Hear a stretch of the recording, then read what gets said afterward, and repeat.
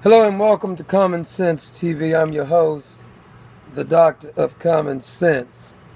There is no one like my Jesus. I want to argue the point because Jesus did things nobody can do. He taught as one having authority. He did things that the so-called real religious folks would never do. He ate with sinners. Jesus even went and hung out with tax collectors. That was scandalous in his day. He even talked to prostitutes. This is unorthodox for a man of the cloth to do such a thing. Now see, Jesus was confident in who he was. He never let the sinners or the tax collector or the whore contaminate him.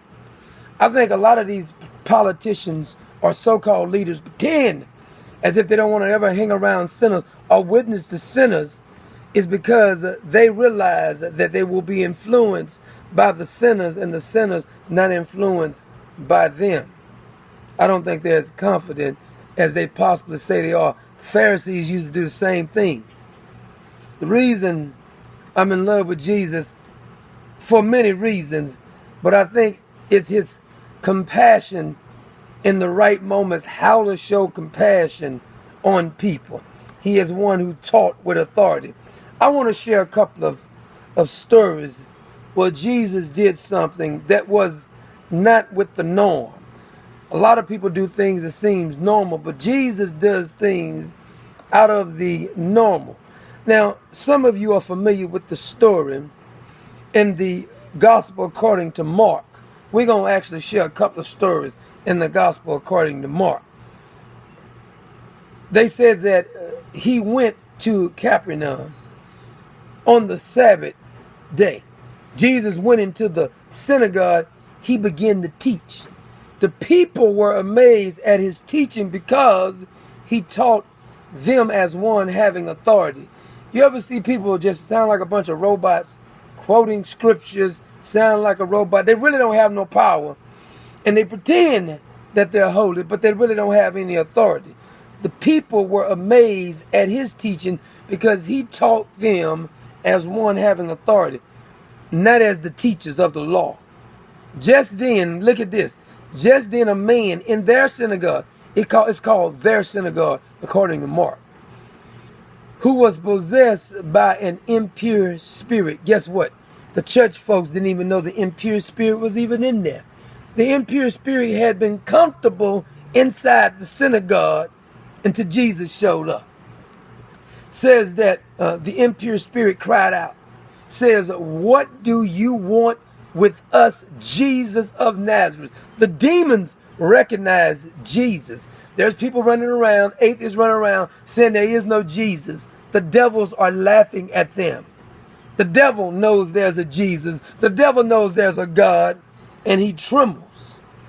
The demons recognized Jesus. He recognized there was a holy one who had stepped in the building. He says, just when he stepped in the building, the spirit says, cried out, "What do you want with us, Jesus of Nazareth? Have you come to destroy us?" Knowing and recognizing that Jesus had the power to destroy them. It says that the Holy One of God, the Holy One of God, Jesus spoke to this man, spoke to the spirit that was in the man, "Be quiet, shut up." Jesus said sternly, "Come out of him." The impure spirit shook the man violently, came out of him as he shrieked. The people were amazed. They asked each other, "What is this?" A new teaching, I imagine. It says with authority. He even gives orders to impure spirits and they obey him. News spread pretty quickly, to say the least, about Jesus. That's some of the things that Jesus did. Now notice, the impure spirit was in the synagogue and the so-called, quote, holy teachers didn't even recognize the impure spirit. And the impure spirit was not intimidated by the Bible-toting so-called religious leaders. But when true holiness stepped in the building, they recognized it immediately. There's another story I'd like to share with you. As a matter of fact, two more stories I'd like to share with you. Some of you may be familiar with the story when Jesus went across the lake region of Gadarene. When Jesus got out of the boat, a man with an impure spirit came from the tombs to meet him. It's as if the demons knew he was coming. You think the demons don't know when you're coming? If you have the Holy Spirit living within you, the demons know when you're coming. This man lived in the tombs, and no one could bind him anymore, not even with chains, for he had often been chained hand and foot. By the way, some of you are chained with hand and foot. There is deliverance in Jesus Christ, by the way. You will see. But he tore the chains apart. He broke irons on his feet. This is a pretty powerful demon here. No one was strong enough to subdue him. Night and day among the tombs and the hills, he would cry out, cutting himself with stones. That reminds me of some of the protesters, you ask me, just acting a fool out there. When he saw Jesus again, notice the demon recognized it. He saw Jesus from a distance. He ran, fell on his knees in front of Jesus, and shouted to the top of his voice. Now imagine what the people around Jesus was doing when this demonic man ran over and just fell down, started screaming to the top of his voice. What do you want with me, Jesus, Son of the Most High God? I believe he said, in God's name, don't torture me. For Jesus had said to him, come out of this man, you impure spirit. Then Jesus asked the question, what is your name? Now I know there's been a lot of teaching on that. I won't even go down that road right now. He says, my name is Legion. He replied, for we are many. And he begged Jesus again and again not to send him out of the area. In other words, I got a good thing going on in here because I'm running things up over here until you showed up. A large herd of pigs were feeding nearby. Now, I don't want to get in there. I know what y'all going to say. Oh, my God, Jesus was against you eating any kind of, you eat pork, you're going to hell. But the demons begged Jesus, send us among the pigs and allow us to go unto them. Make the story short. He sent the demons into the pig. The swine ran off the hill, about 2,000 in numbers. Now, those tending the pigs ran off and reported to the town and the countryside, to the people, what had happened. When they came to Jesus, now this is the beauty of this part right here. When they came to Jesus, they saw the man who had been possessed. Now remember, he's in the tombs, cutting himself. They putting chain on him. He breaking out chain, howling, cutting himself with a knife and everything. But when they came, the people came. When they came to Jesus and saw the man who had been possessed by the legion of demons sitting there, listen to this, dressed and in his right mind, they were afraid. They wasn't afraid when he was cutting himself, jumping up like a bunch of howling demons in the tombs, breaking off chains. That didn't scare him. But all of a sudden, now the demons are gone. He's sitting there, clothed and in his right mind, and they are afraid of that. Does that not pique your interest? Those who had seen it told the people what had happened. Well, see, what had happened is the demon-possessed man told about they told about the demon-possessed man, how he sent the demons into the pigs and it ran off the cliff. And as Jesus was getting into the boat, now they told Jesus and the man, they told Jesus, you need to get up out of here. We don't want you over here in our country. We don't mind the demon-possessed man being here. We don't mind him howling, going in the caves. Demon-possessed, we're good with that. But you got to go.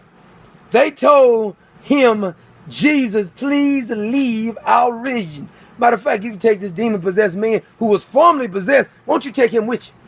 Because we scared of him now because he's clothed and in his right mind. Have you ever had those friends that when you used to do the wrong thing, they were content? You were buddies.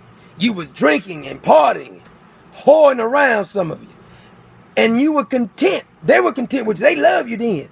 But the minute you said, I don't do that no more, what's the first thing they said? I know you not trying to act holy.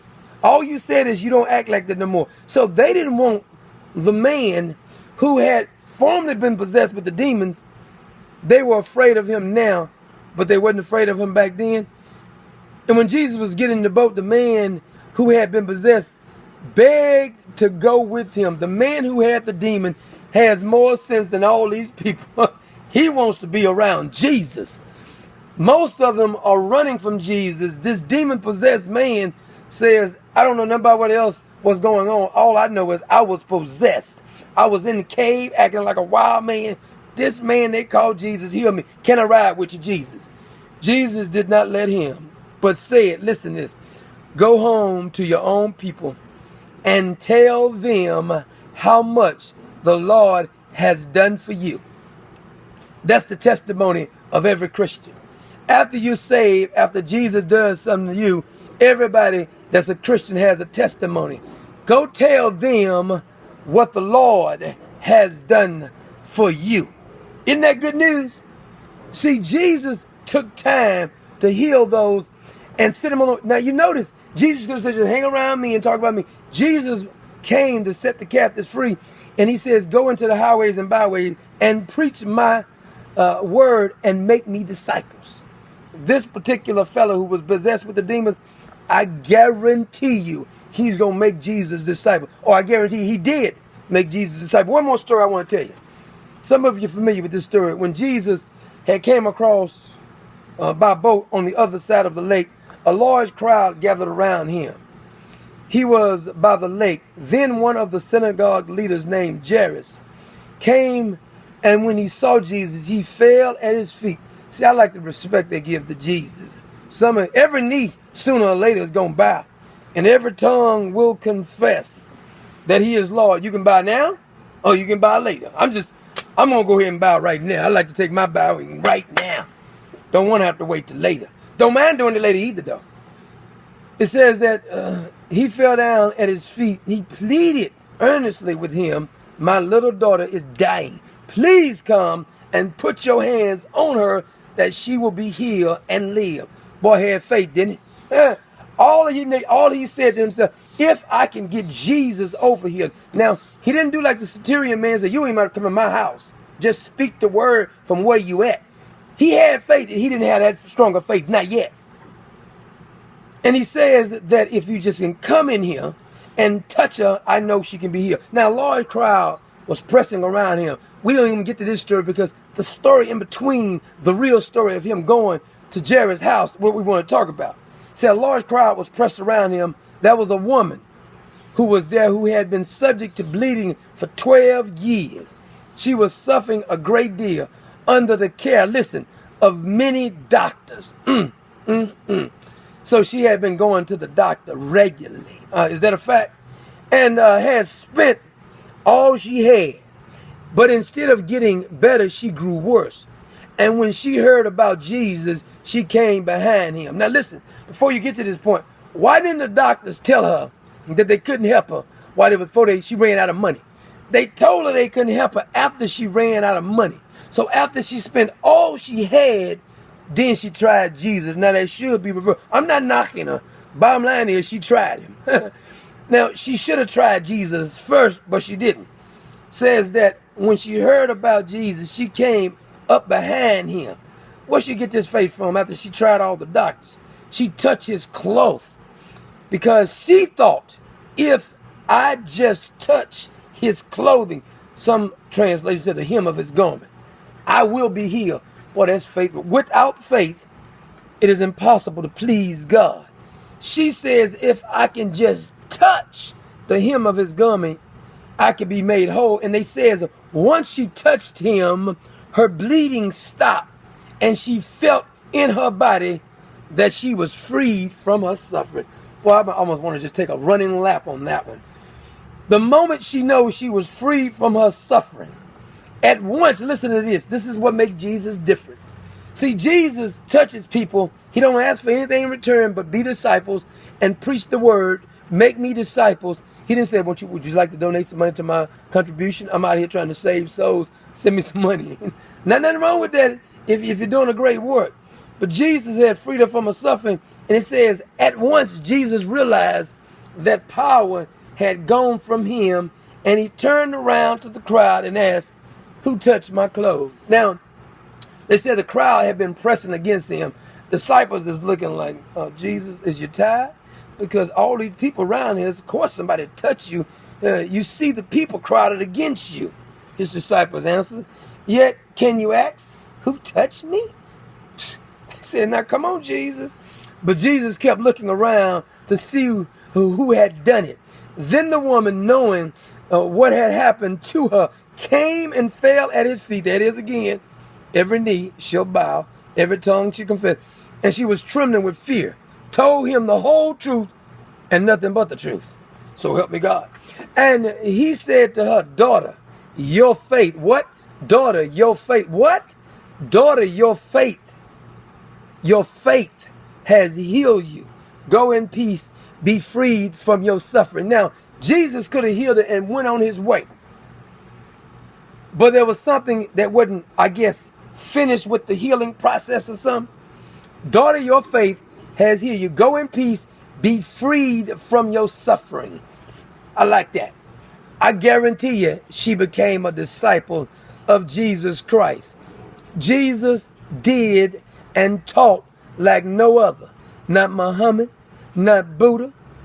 You can't name a religious leader ever to walk this earth that claimed to be forgiving sins and raising up the dead, cleansing demonic spirits from making them depart from people. A man who was fully man and fully God at the same time came into the world to seek and to save that which was lost. He taught as one having an authority, and he was respected for that.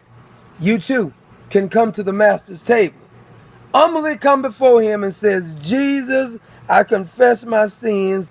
I recognize I'm a sinner. Thank you for dying for my sins. Please cleanse me of all unrighteousness.